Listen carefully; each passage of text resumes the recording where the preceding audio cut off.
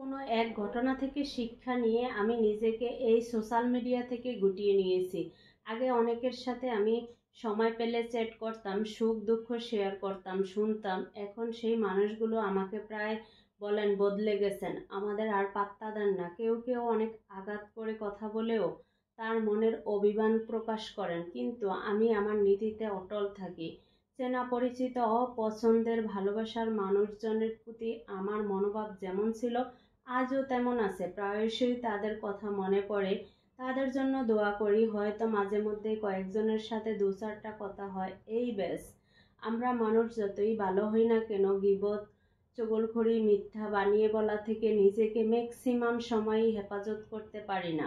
আমি নিজেই এই অপরাধী সবচেয়ে বেশি। যে মানুষগুলোর সাথে সামনাসামনি দেখা নাই, তার আদব আখলাক সম্পর্কে জানা নাই, শুধুমাত্র কয়েকটা টেক্সট দিয়েই পরিচয় থেকে সখ্যতা, এরপর ঘনিষ্ঠতা, সেই মানুষদের সাথেই সবচেয়ে বেশি হয় এইসব পাপ।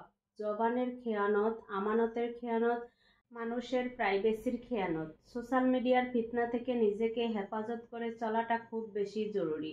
এখানে আপনি আসবেন নিজের দরকারে, অপরের দুইটা উপকার করতে, ব্যাস এইটুকুই। নিজে ফিতনায় পড়া, অপরকে ফিতনায় জড়ানো বা অপরের ফিতনায় নিজেকে জড়িয়ে নেওয়া, এইগুলো আমল নষ্ট, সময় নষ্ট, মান সম্মান নষ্ট, মন মানসিকতা নষ্ট ছাড়া আর কিছুই না। আমাদের প্রিয় নবী হযরত মুহাম্মদ সাল্লাল্লাহু আলাইহি ওয়াসাল্লামের 4টি কথা সব সময় মাথায় রাখবেন, একদম দিলে গেঁথে রাখবেন।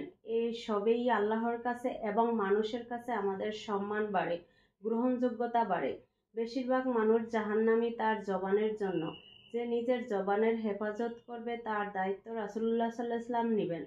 যে অন্যের বিষয়ে আগ্রহী হয় না তাকে আল্লাহ মানুষ পছন্দ করেন না। চুপ থাকবো যখন বলবো, উত্তম কথা বলবো। নিজের আমল নিয়ে চিন্তিত থাকেন সব সময়। কিন্তু এক সময় বুঝলাম এই সোশ্যাল মিডিয়া শুধু আমাদের সময় খায় না, মনকেও বিষিয়ে তোলে। অন্যের জীবন দেখে নিজের জীবনকে তুচ্ছ মনে হয়, অজান্তেই হিংসা জন্মায়, মন ভারী হয়ে যায়। যারা ভালোবাসে তারা দূরে সরে যায়, আর যারা ঘৃণা করে তারা আমাদের নিয়ন্ত্রণ করে। তখনই ঠিক করলাম নিজেকে হেফাজত রাখতে হবে। আমি আমার মনে একটি তালা লাগালাম, যার চাবি শুধু আমার সৃষ্টিকর্তার কাছে। ধীরে ধীরে ডিজিটাল কোলাহল থেকে নিজেকে গুটিয়ে নিলাম। আজ আমি শান্ত, কারণ আমি জানি যে জগৎ মানুষকে দেখানোর জন্য নিজেকে বানাতে হয়, সেই জগতে হারিয়ে যাওয়ার থেকে নিঃশব্দে নিজের আত্মাকে বাঁচানো অনেক বেশি মূল্যবান। সোশ্যাল মিডিয়া নয়, আমার সত্যিকারের জীবনটাই এখন আমার কাছে আসল। আর সেই জীবনেই আমি আল্লাহকে খুঁজে পেয়েছি, শান্তি খুঁজে পেয়েছি।